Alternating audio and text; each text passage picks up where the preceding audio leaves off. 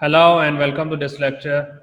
Today we are going to discuss over-the-counter drugs, and it is defined as those drugs that are self-prescribed and self-administered for the relief of symptoms of self-diagnosed illness. For example, if you are having pain, if you are having fever, sometime for cough, a flu, some of the medicines that has been commonly available without any prescription is considered as over-the-counter drugs.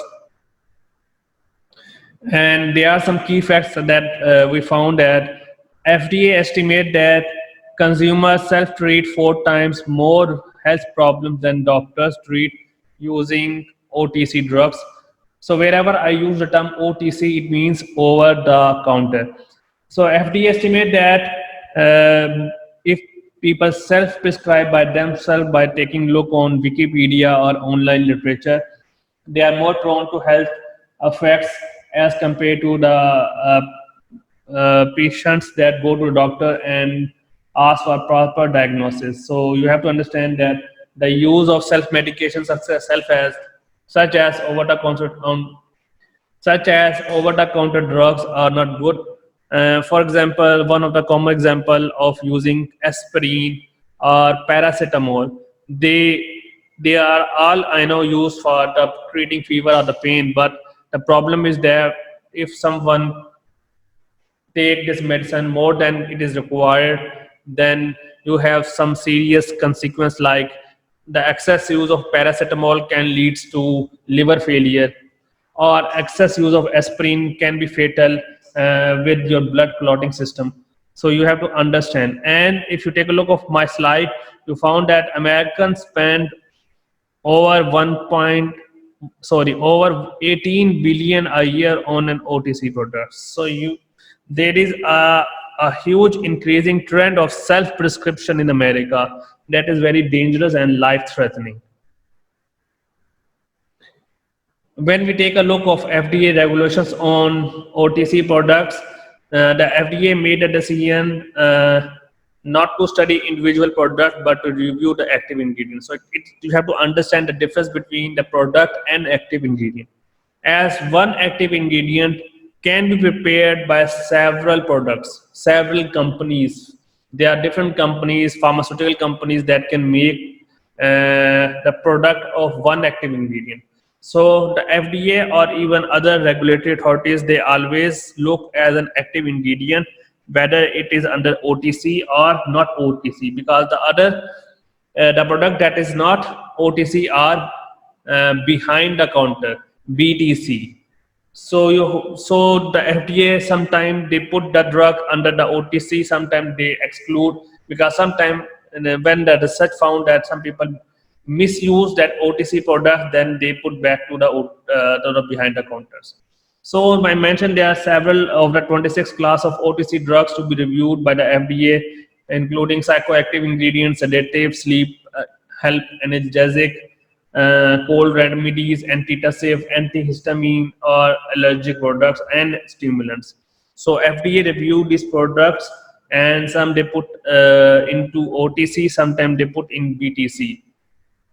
For example, pseudoephedrine is one of the product that was just put behind the counter because pseudoephedrine has been misused by the people, and it have some drug abuse properties.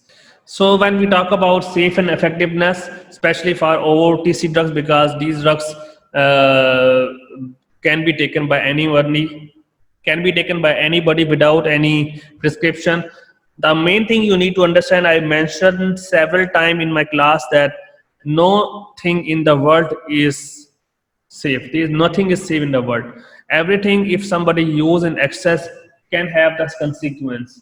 Similar with that product again as well, that if somebody is misusing that product, even the OTC and the use of aspirin, paracetamol, they are all life threatening, because if somebody use excess paracetamol, it can lead to the liver cirrhosis or liver failure. So I mentioned in my first point that no drug is entirely safe, and many of them have limited effectiveness. We classify them already, although we classify them into three types. One is GRAS, which is known as generally recognized as safe. Then second classification is GRAE, which is generally recognized as effective. And then we have the third classification, which is GRAHL, which is generally recognized as honestly labeled. So we recognize them, we classify them into these three categories. And the first category is considered as generally safe. Then the second one is generally effective, and the third one is the honest label. What is meant by honest label? It means that this product having some adverse effect, and they mention the adverse effect very clearly, because some of the products are safer. Even at high dose, they have no value. There's not as effective. Most of the herbal supplements sometimes when taken high dose is considered as safe, but the drug, in case of drug, it is not common practice, and at high dose they are not as safe. They have some effects. Sometimes some of the drugs which is under OTC at high dose, they are effective for some negative abusing, and we will discuss in upcoming lectures. Then we have the drug in the third category is honestly labeled, because they mention the adverse effect of the drugs. So that is classified into three types. To understand the GRAS, and especially for GRAE, which is generally recognized as effective, I give you one example of one drug that is safe under normal condition, and that is but if somebody use that product at high dose, it can have psychotic effects. This is a paper I'm talking about, the loperamide misuse and abuse. Maybe some students know the use of loperamide, that loperamide is an anti-diarrheal drug. It is used for the treatment of diarrhea.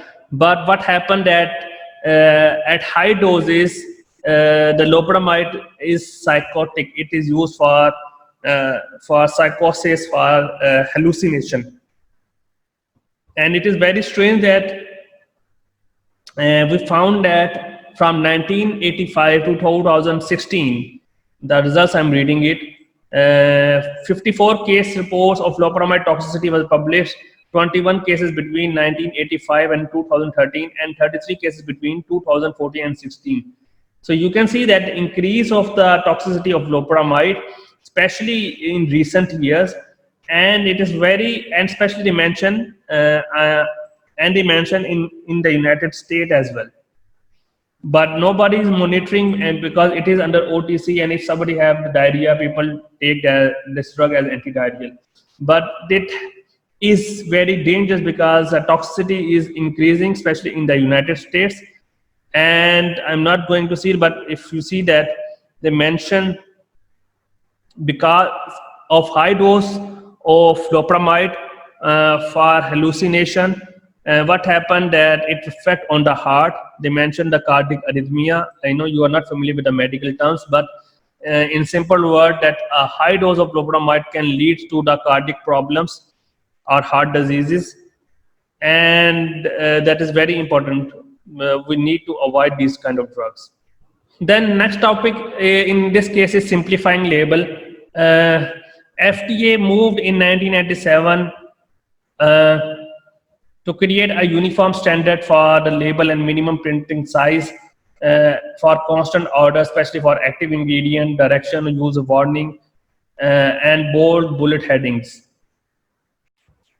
So the main focus on simplifying label is to standardize the label, and I'm going to go to the straight label, that this is one of the label, and you see that the label for the title, for example, the drug, for the medicine hydrocodone, biobitrate, and acetaminophen tablets is the title. They mention the standard font, then they mention that how much quantity, and then they label the content, then they give some advice that how much, how you dispense, then how pharmacist would be keep the product out of reach of children, how you store, and which company you are manufacturing, and their registration name and their codes. So this is a standard label that is used for, you have to understand that for products, for not only this product, for any product.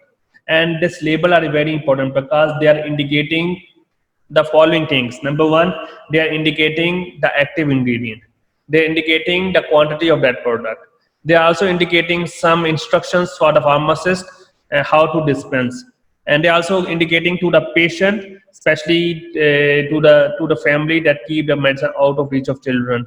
Then the storage conditions, some medicine stored in the refrigerator, some medicines are stored in at room temperature, but sometimes the room temperature sometimes elevated to 35 to 40 degrees centigrade, especially in hot climate areas. So in that case, you need to still keep in the cold condition. So these are the important instructions that the label containing, and FDA try to standardize that content so that every pharmaceutical company will prepare a standard label for all their products. Although this practice has not been practically applicable in many countries, in middle countries, and the practice is not actually following. But the main thing is that label is very important. If, for example, uh, your parents are you are living with your parents and your parents need medical attention, at least you must need to read that label.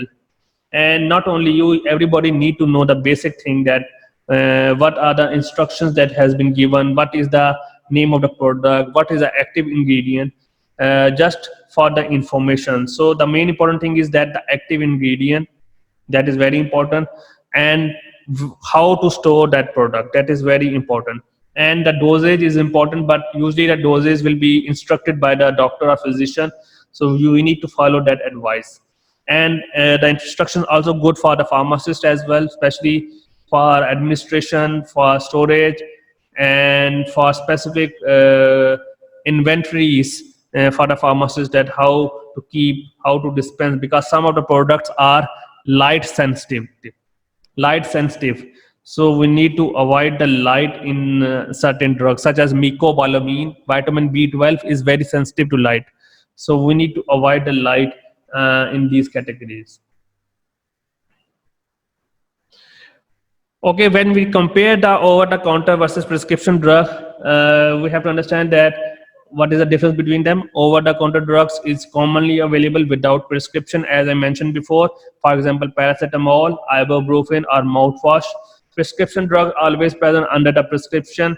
They cannot be taken without prescription, like antibiotics, antidepressants, or opioid analgesics, such as morphine has been used not only for not only misused for addiction, but patient, especially cancer patient, that having severe pain, it has been prescribed under certain conditions. I mentioned the only difference between OTC and prescription product is the amount of the active ingredient. It is also one of the factor, but sometimes the prescription product, the amount will be greater as compared to the OTC product, but this is not an always case. And then I also mentioned that drug review OTC process will be occurred, and if the drug has been approved, usually they mention that whenever a new drug will be approved, it will put under the prescription sale.